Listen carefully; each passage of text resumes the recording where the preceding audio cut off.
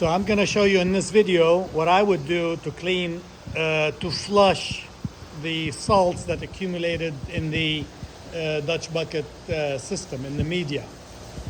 Okay, especially in the closed loop system. So here is just water, and you'll see the water is clear, but look at the color of the water that's going to come out at the bottom. Oh, sorry, this is one person operation.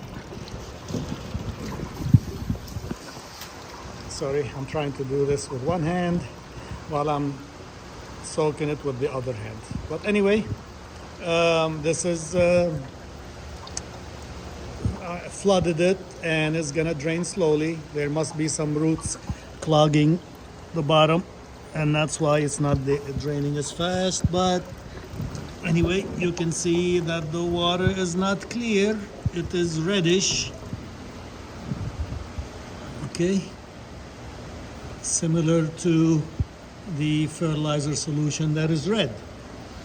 Okay, I mean, measure the pH and all this, we can do that, but just for the purpose of this video, just showing you how much salts are accumulated in this bucket, in the media of this bucket, and that needs to be flushed to avoid the injury that I showed you before. Okay, so that's important to do this maybe every week, every 2 weeks, flush the salts that accumulated it. You don't have to do that in the vertical tower because there's no media, or in the NFT because there's no media. There's no need to flush the system. There's no media to flush.